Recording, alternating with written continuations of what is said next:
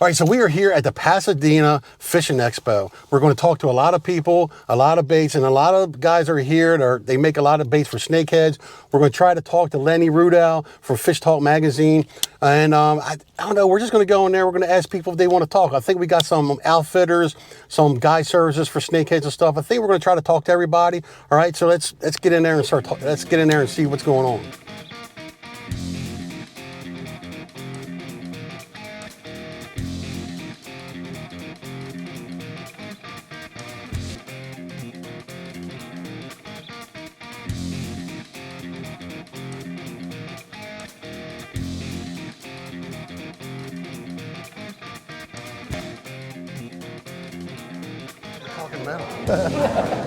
Hey man. All right, we're talking motor grader. So even though we're here at the Fishing Expo with Brian from Old School Tackle, we're actually talking metal because I'm a metalhead. Looks like he might be a metalhead. I'm eclectic, but yeah, I am a metalhead at heart. The wife behind me is a metalhead. Yeah. So what's your favorite band? Oh, man, come on. I mean, I still am diehard Ozzy Osbourne, all that Black Sabbath. So I remember my first experiences with all that was looking at the album covers that my parents had. That was the best. So even as a young kid, I would pull out the album covers. There was something about the Sabbath, Bloody Sabbath album cover. It just drew my attention. I would stare at it for hours. To the point my dad thought it was cool. My mom thought I had issues. Like, yeah, how could you look at such? Because there's so much to that album cover. Like, and but it was the color schemes, just so much in it. You ever heard Anthrax do that cover? Yeah. Cover. They did it pretty good. Scotty Ian, I love me some Scotty Ian. Yeah, so there's metal. Yeah. All right, so what we're going to switch over, and it's hard for me to do because I love talking metal. Yeah. All right, so we're going to talk about his lures. He's got so I just heard an interview with him. He was on the Fishing Channel. That's with Anastasia and Grant. You know, I've done an interview with Anastasia on her channel. I love listening to her interviews. But he did a really, really honest interview. This is probably one of the. There's a lot of. I love all the other guys that I'm going to talk to today. I don't know, just something about Brian that I really like. Just it's no nonsense, kind of like me, just straight to the point. What you see is what you get. Very old school traditions, man. Like, That's you know awesome. Where you stand with me within the first 5 minutes. You know. All right, so I didn't realize a lot of these. I mean, you started a little bit later than I thought, even though you were into it. I mean, you said you really didn't start. Really, like 2018? 2018. So I did it as a hobby. Always tinkered for myself. For how long? Since a teenager. Did you like the 90s? Well, how long did it take before people started asking you to make the baits for them? Once you started seeing you were making your own baits. For me, there was always people asking, but for me, it took me falling out of a tree. Oh, really? And so I remember in high school, we had to do a project, and I always thought I was going to run a tackle shop, make baits, do something. And then everybody told me that, you got to go to college, you got to do this. I let everybody shape my future. Then I fell out of a tree, shattered my heel, titanium plate, 6 screws, laid up for 3 months, started tackle crafting again. A buddy took me out of my depression. We went fishing. He was like, you need to start a business. I was like, you're full of shit. Sorry, I don't know if I can cuss on here. But I said, no, that's not going to happen. And then like 5 beers later, I go, I think I'm going to start a business because you should. Then by the end of the fishing trip, I'm like, yeah, I'm going to start a business. And I come home, so. Beer. Yeah, pretty much. Beer, most bad decisions or cool stories start out with beer.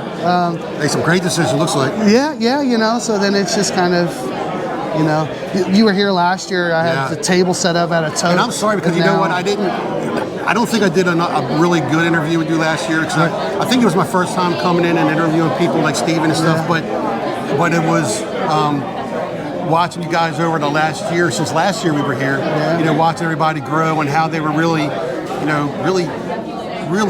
starting to, really form what they really wanted in the bait through, whether you were toughening stuff up, because I know the material you were talking about you were really making sure, he is doing a business, so we will. Yeah, I just had to make sure I got my assistant over there, I'll ring people up. So I know you said we actually did, me and Steven were out doing some pickerel fishing, and we did the redneck champagne or something. What color is that? That's Eastern Shore champagne. It's a little east. So this is a kind-hearted East versus West rivalry that we got. It's all in good fun. I mean, so much to the point, there's not much of a rivalry if you're doing collaborations together. So He did the jig heads, I did the soft plastic. So That's a lot of it is just in good fun. Rockfish, right? Obviously. Yeah. Yes, sir. Cobia, bull reds, rockfish, man. All of it, man. Eel. All right, so where's the color on this? You got the color on hand? Eastern Shore Champagne. Let's see, which is going to be path of least resistance. Right here. So you're going to have that white pearlescent bottom with the gold flake up top. Yeah, that's actually what. So it looks like almost like a beer. Yeah, it was actually this was the winning color with the you had the gold blade too, right?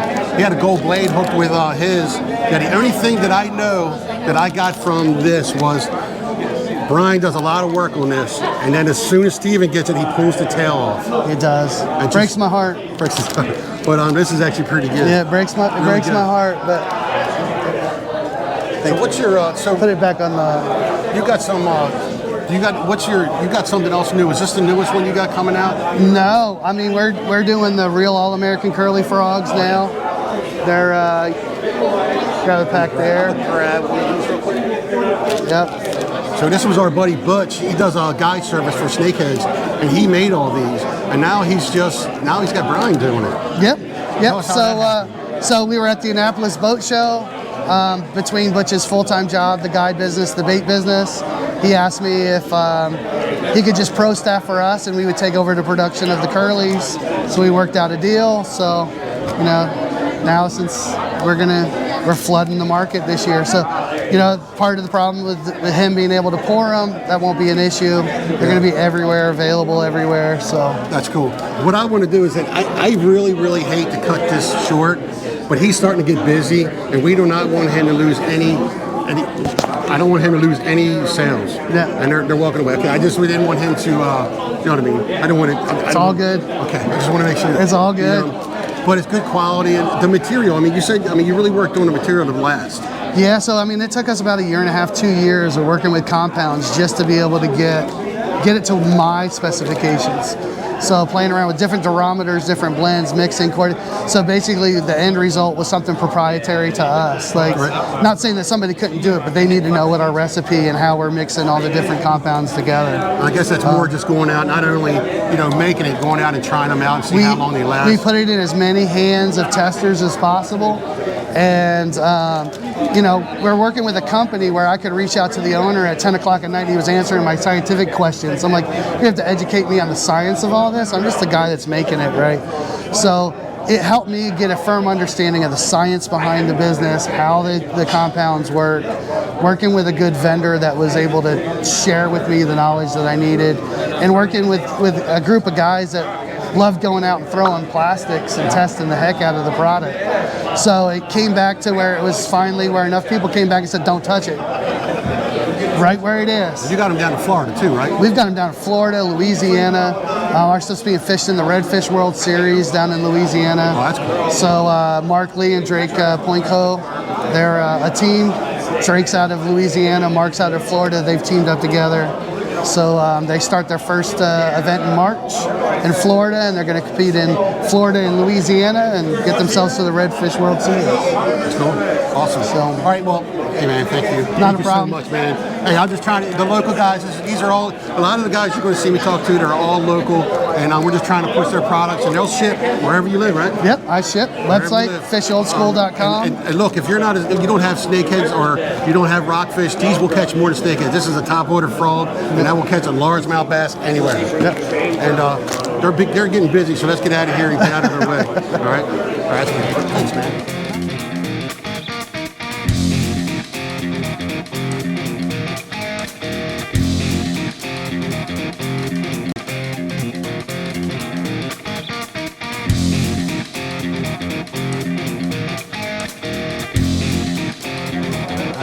All right, I'm here with Matt from Lowland Outfitters. Not only they do a lot of guide service for snakeheads, especially down Blackwater, right? Yeah, Dorchester County. Mostly. You and Damien. Yes, Damien is the owner of the company. All right. So I guide for him whenever he needs a hand or extra people. I take him out, take customers out. starting to book me a little more too. Really, how busy you been last year? I mean, is it getting like to the point that you're fully booked from beginning to end of summer? Damien's getting pretty booked solid. That's why he's been booking me a little more extra, because he's getting booked out pretty good. So always use more, but it's getting better and better every year, I think. Did he?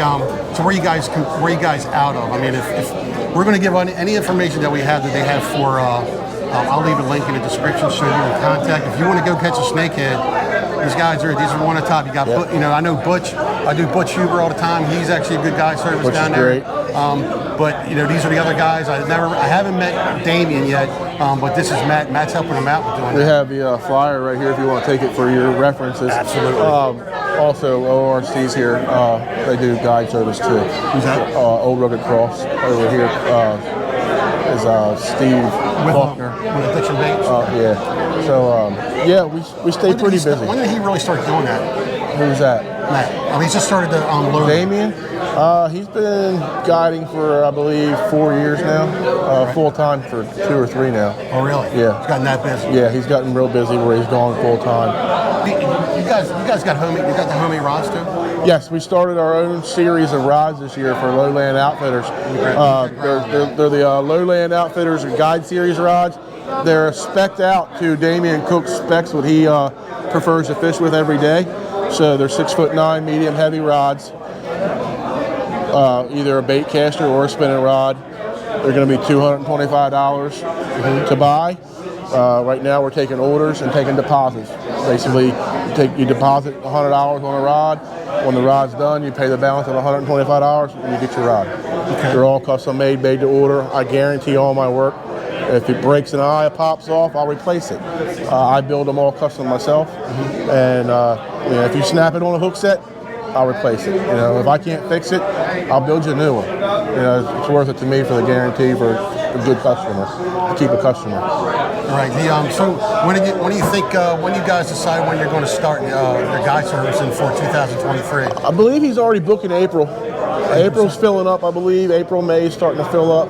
Because we haven't had a real winter yet. No, we haven't had a real winter yet. We're gonna start scouting real soon. Real soon we're gonna be out there scouting and looking for the fish. You guys don't. Now everybody knows about the chick and the transquake, and you guys are way. You guys are just in Blackwater. We're not giving. No, we fish all over. We fish the chick, we fish the trans, we fish little Blackwater, we fish wherever the fish are going to be that day. We'll fish it, but mostly in that area we'll stick to. Depends on the wind. Snakeheads, though, right? That's it. Yeah, mostly just for snakeheads right now. We want to branch out eventually, but I know we had a customer one time where they started catching perch, and they just stayed there and they were having a ball catching perch. Yeah, big perch. You start getting some big perch. So. But mostly for snakeheads, and we have all the kayaks you want, very comfortable new canoe kayaks, all the tackle we supply, fishing rods we supply. Now, if you have your own tackle and your own fishing rod, you're more than welcome to bring it. If you want to bring your own kayak, you're more than welcome to bring it. But if you don't, we supply it. So this is really good for somebody that's really maybe don't do a lot of fishing.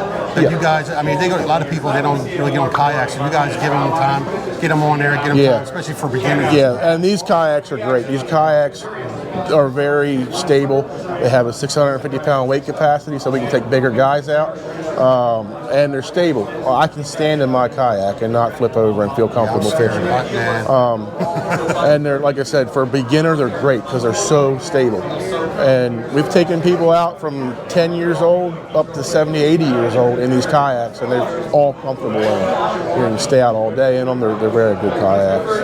And fishing's fishing. I mean, one day you're going to go out there and you're going to kill them, and the next day you'll go out there and you're not going to have any luck. So I mean, we've always got to remember that. And we had one customer last year, Damien took out, first time ever holding a fishing rod. Damien had to show him how to flip the bail and cast. Put him on a minnow first thing, caught like 2 fish on a minnow, upgraded him to a chatterbait. He caught 12 fish that day. First time ever holding a fishing rod. That's actually pretty good. Yeah. That's a pretty good day. Yeah, I think it was the same day in these pictures. I think we turned around, went back out. Me and Damien went back out that day and caught them.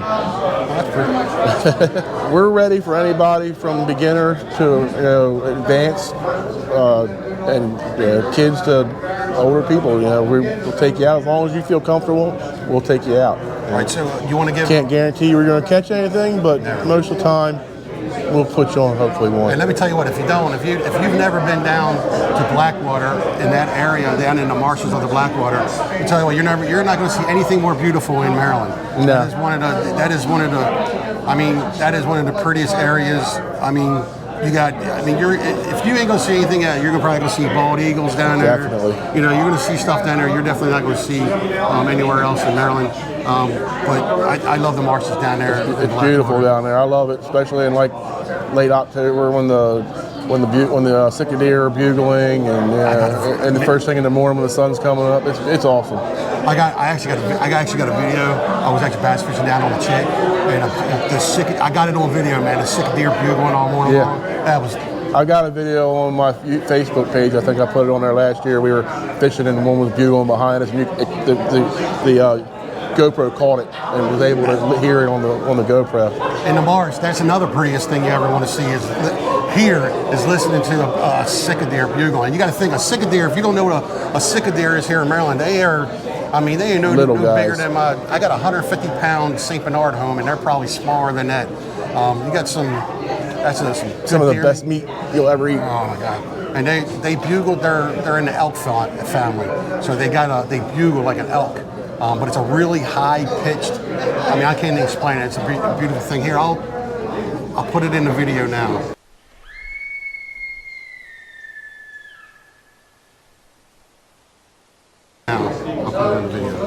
All right, thanks, Matt. All right, so we're sitting here, and after we turn the camera off, we're talking.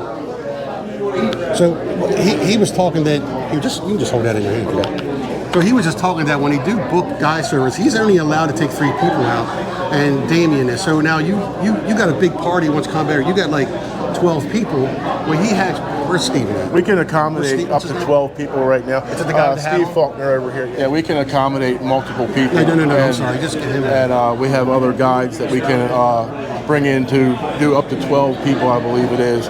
Steve here is one of the others that has his own guide service. What's the name of your guide service? Old Rugged Cross Outdoors. You can hold it.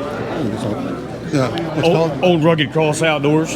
And so he has a guide service down in Blackwater also, and I'll get his information. I'll put it down there. But so if you got a really big, you want to bring 10, 15 people. You got Butch, you got Matt and Damien, and you got Steve, and all these guys will take you out together. So these guys aren't like trying to. Don't get me wrong. They're trying. Everybody's got to do their own business, but these guys actually team up to help each other out, which is a great thing. And so that's a really good thing down in Blackwater, man. These guys are pretty good. I've never met Steven. I kind of just said, "Hey, Steve," like I know him, but I don't. But he's a snakehead guy too that wants to do, does the guide services. And we already interviewed. We already talked to Butch. You know who Butch is. And but that's pretty cool, man. When did you're going to start? So you're starting your guide service this year? No, it was last year. Last year he started it. Yep. And so how do you like it so far? I'm in love with it. It's challenging, but yet rewarding. Right. So, and like you said, we're all close knit. We don't stab each other in the back, don't cut each other's necks. We communicate on the weekly. And I don't just do guided kayak fishing. I also do guided predator hunts. What's that, like snake deer or something like that? No, coyotes, fox, stuff really? like that. Yep. Oh, that's cool. Yep. That's cool. Actually, who in the hell does muskrat? That I don't know. You trap them more than you. Oh, really? Yeah. Okay. More than you. Yeah. Yeah, because I wanted to go down. I know they have another right down in Dorchester. I'm sorry. I think it's next weekend, and I won't be able to make that. But they're actually having, what is the name of Dorchester? They're having the outdoor show down there? Yeah, no, they have one in Dorchester. They do a muskrat skinning and all kind of stuff at the elementary school down in Golden Hill. Now we're talking, get him more in the camera. You got him in the camera good? You got him in the camera good? No. You got him in the camera. I can't see it. But down there they do like muskrat skinning, and you can eat muskrat for days down there. Yeah. I'm not eating it, but yeah, they do that. Yeah. You got. I love me some muskrat. Muskrat. I'm going to try next year. Try to get a video on some muskrat. We'll see how that works out. But this is Steve, and what's the name of your thing? Old Rugged Cross Outdoors. All right, so I'm gonna put the link to his guide service, Matt and Damien's guide service, and I think that if you want to go catch a snakehead, you call any one of them. Butch, Absolutely. Damien, them, and they're going to get you on some snakeheads. Absolutely. Custom fishing rod, I do that. My name's Sam, man. Thank you, buddy. I appreciate it, buddy.